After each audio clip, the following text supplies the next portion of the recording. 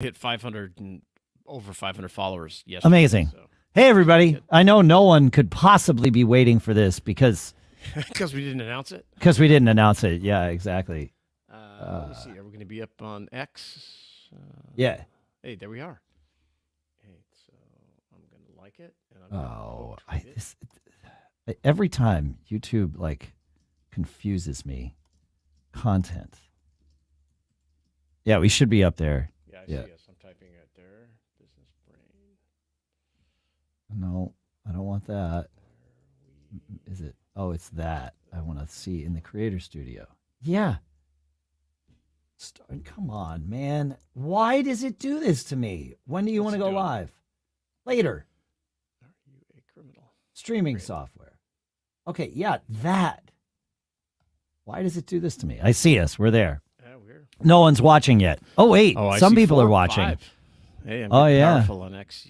They're going to come 6. Here we go. That's true. We have full integration with X now. Yeah, we get to see that. I saw that this morning where Yes. they announced that. That's terrific. That's right. Yeah, hey, everybody. Yep.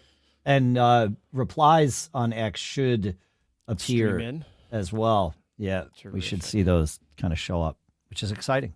Yeah. Welcome to great. The show. Okay, great. No, wrong window. Right window. Correct window. Dashboard. Yeah, I'll get there, man.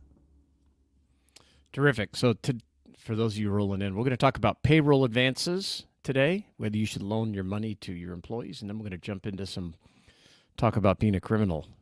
Yeah, man. That you may not have any clue that you actually are. You're actually a criminal. Yeah. Yeah. So I'm constantly breaking the law. Yeah, same. Yeah. There's no way.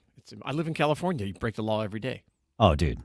I won't hire anyone else in California. And once the one person that works for me in California either leaves California or leaves our employ, then I get to be done with the state of California.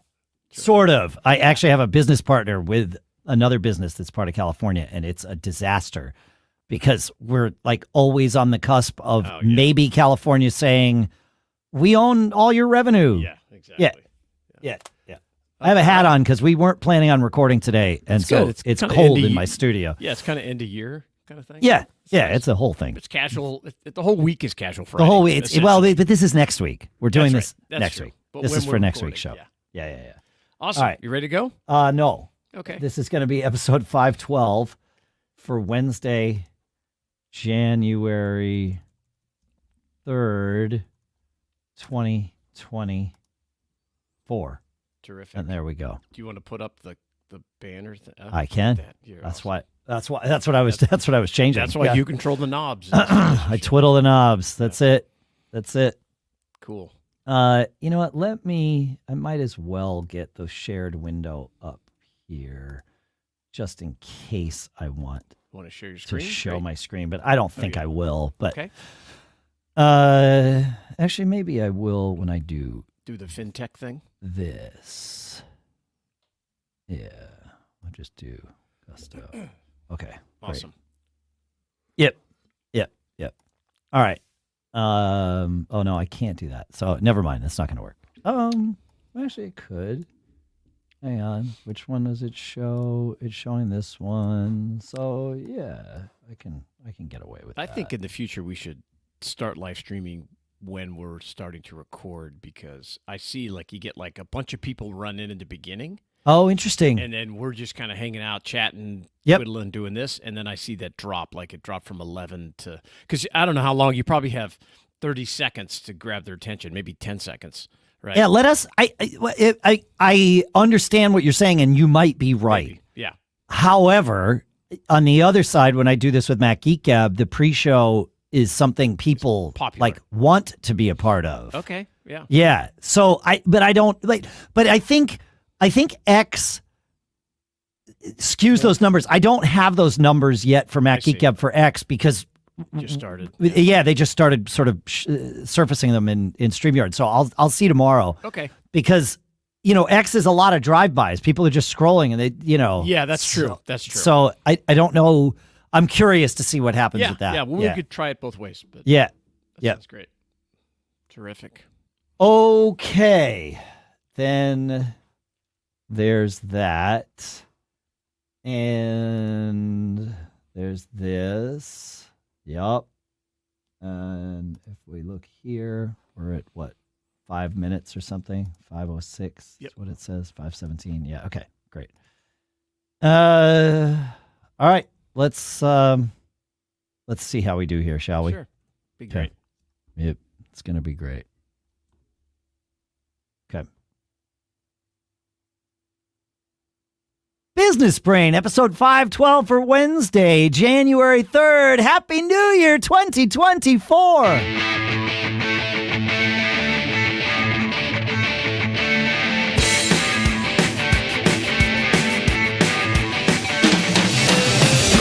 Greetings, folks, and welcome to Business Brain, the show where we take a few ideas, we crunch them, we dissect them, we discuss them so that each of us, you, me, him, all of us, can tune our business, easy for me to say, tune our business brains together and really kind of focus on living that charmed life. Sponsors for this episode include gusto.com/businessbrain, where you go to get 3 months of payroll, benefits admin, and more totally free. We'll talk more about that in a little bit. For now, here in Durham, New Hampshire, I'm Dave Hamilton. And in Lafayette, California, I'm Shannon Jean. Happy to be here. Happy New Year. And it's great. We have Gusto Payroll. We're going to talk about payroll advances in the intro. So Yeah. I wonder if they offer this, one of the things I'm going to talk about. But yeah, I'm excited to dive in. Yeah, man. So talk about this. You found an interesting thing about payroll advances. Yeah, so we've done some shows in the past about, I think one of them was episode 240, about how do you handle,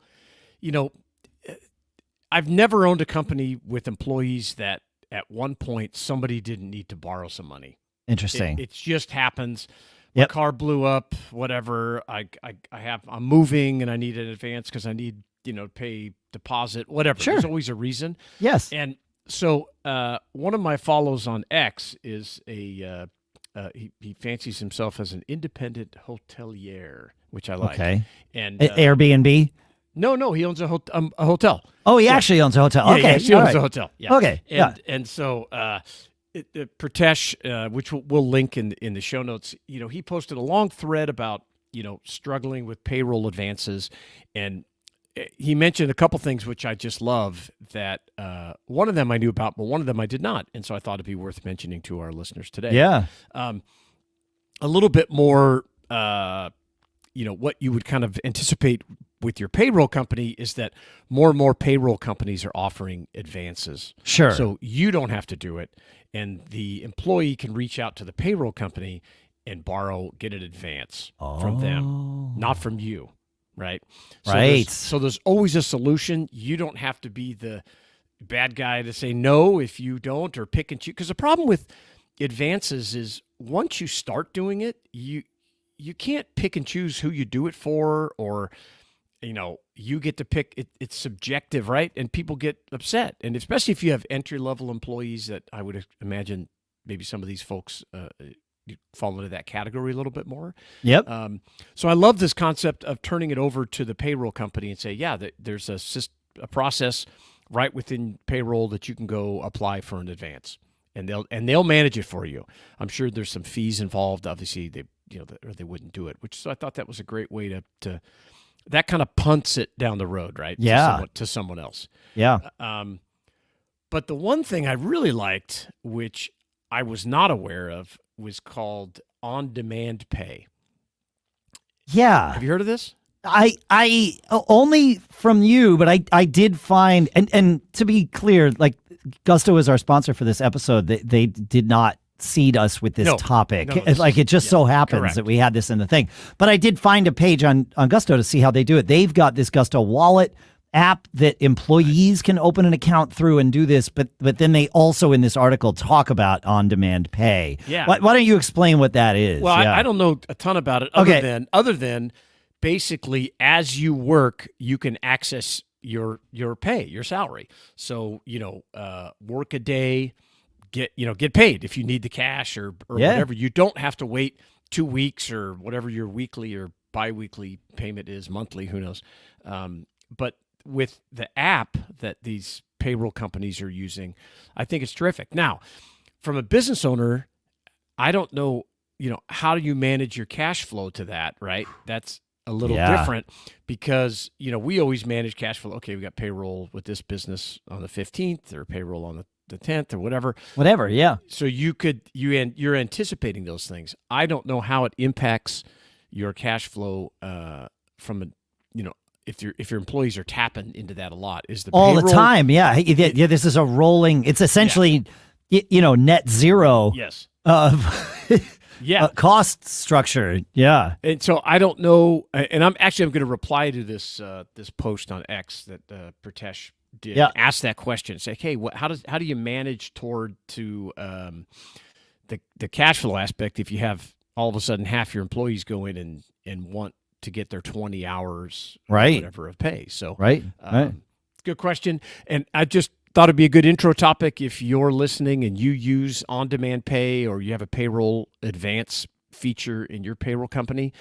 Reach out to us, feedback at businessbrain.show. We'd like to learn more and share it with our 5,000 or so folks that download this show every week. Absolutely.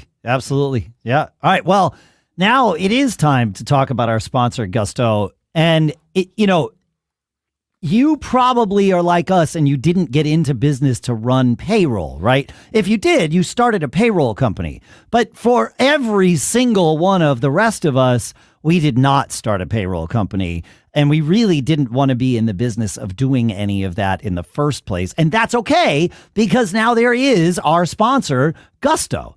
Gusto not only offers payroll, but also benefits, onboarding, and HR all in one place to more than 300,000 businesses.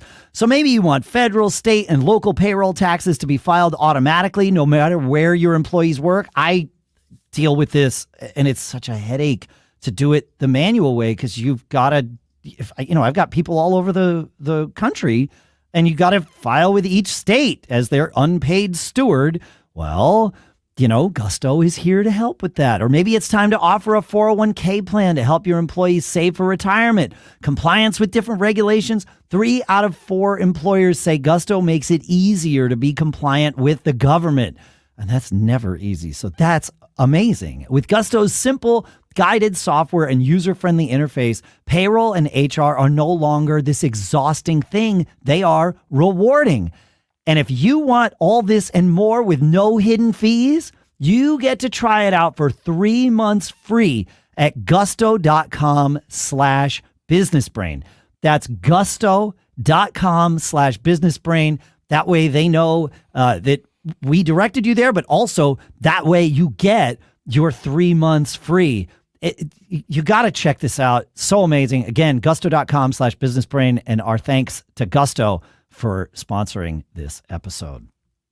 Shannon, nice. I found a really interesting thing that is going to impact pretty much all of us, or at least all of us who have like LLCs or corporations of some sort that aren't just our Schedule C, right? That we're filing as a self-employed person, and that is what we are calling FinCEN. And FinCEN is it's the FinCEN's beneficial ownership information sort of mandate. FinCEN stands for the government's, it is at fincen.gov, Financial Crimes Enforcement Network. And all of this starts... just the type of entity I want to be associated with. Oh, yeah. Yeah. If I ever got a letter from something that was called FinCEN, I would be panicked. Oh my gosh, what did I do that caused this, and did I know that I did it? Right? Did you know you're a criminal? Right. Did I? Yeah. Happy New Year. Yeah. Are you a criminal? That's it. Right. So here's the thing. This started on January 1st, 2024.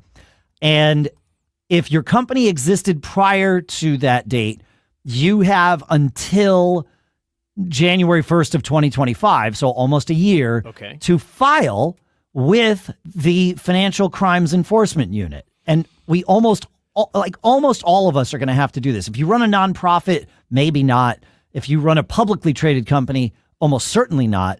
But what they want is beneficial ownership information for your LLC or subchapter S corp or your C corp, even assuming it's not publicly traded. Right. They want this. So this is very similar to what your bank, every bank now requires for the KYC, the know your customer things, right? Where they want to know who owns more than 25% of your LLC.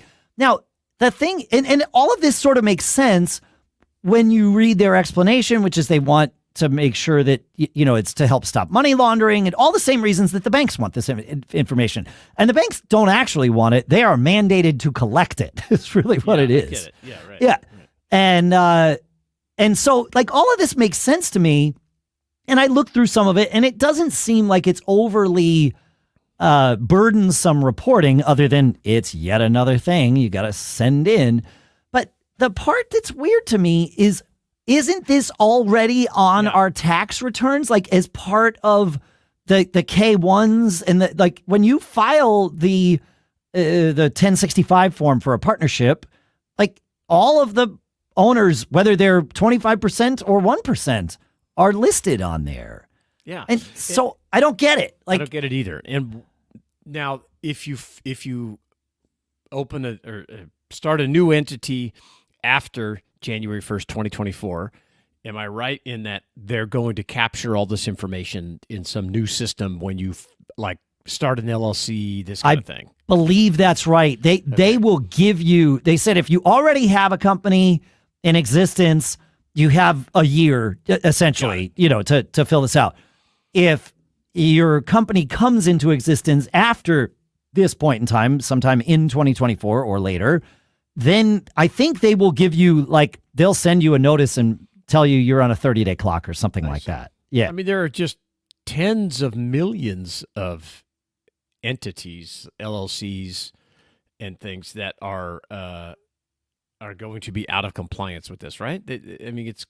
Well, I mean, I am at the moment that this, that started, but of course we have the grace period of a year. Year. So I wonder if they, and I have that same question. Why can't they access that information already without having us have to go up and file some kind of thing? And as we're recording this, that filing isn't available because we're recording a little early due to the holiday. But by the time you listen to this, you'll be able to go. It's FinCen, FINCEN.gov. Yeah. And so what I think is we will each as individuals have to go and register with this system. So this is the difference. If you are a member of an LLC, you have to go as yourself and get a FinCen ID. Then the LLC attaches to. Okay. And if you are, so I'm starting to understand this as I'm digging in, and I'm hoping you folks, somebody out there must understand this better than us, because that if that's not the case, then that would surprise me. But but the idea is they want to make sure they can ferret out people who are using shell corporations to hide the actual ownership of a company or other entity, so that because that's the path that a lot of money laundering uses, right? Is you've got layers and layers of shell corporations. So the idea here is that if you are a member of an LLC as an individual, you go and register yourself as an individual, and then that ID number attaches to your LLC. If you are a company that is a member of an LLC, right? We could, it could be that my Dave the Nerd LLC owns my shares of our Business Brain LLC. It's not Business Brain LLC, but it could be that way. It's actually not, but it doesn't matter. Right. And so that company would then need to register for a FinCen ID. But I would, if I owned all the shares of the Dave the Nerd LLC, I would have to, so they can easily in a database trace it back, because right now on our tax returns, there's no connection. There's no connection. It's yes, everything's listed, but you might have to go through 14 layers. Should they do it? Don't you think they should do it for companies that are, I don't know, million bucks, 5 million, I don't know, $3 million or more in revenue, or you think it doesn't matter? They could hide it with all this different stuff. Yeah, I mean, I think if they did that, then what you would do is start a new company every time you hit that number. Every time you hit that threshold. Yeah. So this is their way of they probably asked that question, Shannon. Would be my guess. Probably. Yeah. Smarter. Much. Yeah. Yeah. I mean, I don't like to be associated with any government entity at all. No. To me, this is one more burden that I've got to go up, and I'm responsible for doing it, or I'm breaking the law, so to speak. Yes. And it's just one more burden on small business owners that have to keep track of a mountain of paperwork that I guarantee you I am perpetually out of compliance with. Yes. And so, but I guess if you're starting a new entity, then it makes sense because it just becomes part of the process. Yeah, it's just the process. Yeah. And my guess is once we I have whatever, 4 LLCs, 5, something like that, whatever. Same. So I'm going to have to go and register myself, obviously. I'm going to need to make sure my partners register themselves. So Shannon, consider this your, first request. Thank you. Yep. I get my 1099. So. Yeah, exactly. But then hopefully after the first year of this, the onboarding, if you will, it just becomes, oh yeah, that check the box. Is it the same? Yep, it's the same. Okay, great. You're done. Hopefully. Yeah. I'm hoping that this is actually what they're saying on the surface it is. Yeah. And now I know how databases work, and I know how human nature is. And once we have data, we use it for different reasons than we initially said, and perhaps even initially thought we would. Right? So I don't like that this database is going to exist. I don't do any money laundering. Correct. I'm wondering if somehow this will make getting a bank account easier. If all of this stuff, could I say, oh yeah, here's the, tax ID of our business. They check it with the government. The government says, yep, that business is totally in compliance. And now the bank's done. They don't have to do this. That won't happen. By the way. Efficiency is not a thing, but they have an interesting flow chart, but that kind of walks you through whether or not you are what they're calling a domestic reporting company. Yes. It's going to be most of us. Yeah, I think so. Yeah. I think so. Yeah. Well, fascinating though. It is fascinating, and I'd certainly like to learn more. Those of you who are in this kind of compliance space, if you know more about it, feedback@businessbrain.show. Or you can go up on X and, post or send us a message at BizBrain Show. That's us. Handle up there. Yep. Love to hear from you. Remember, we're all here to help each other grow our business brain. So share your knowledge. And please do. We'll spread it. Yeah, absolutely. Like he said, feedback@businessbrain.show. And go check out gusto.com/businessbrain. Get those 3 months free and enjoy. Keep on living that charmed life. We will see you on Friday. Sweet. We're out. Great. That was great. That was great. Perfect. Yeah. Yep. Definitely got to learn more about this thing. I know. Yeah. But it sort of makes sense. All of it sort of makes sense. That's the thing is I'll buy it on the surface, and clearly I've already bought it. I don't get to, there's no return policy here. Yeah. But yeah. Definitely. Yeah. That's great. Yeah. Awesome. Well, enjoy your New Year's, and we will connect back. We've got a few people still on the stream. Yeah. And we will have an episode out Friday the 5th. Will be the one after this one, right?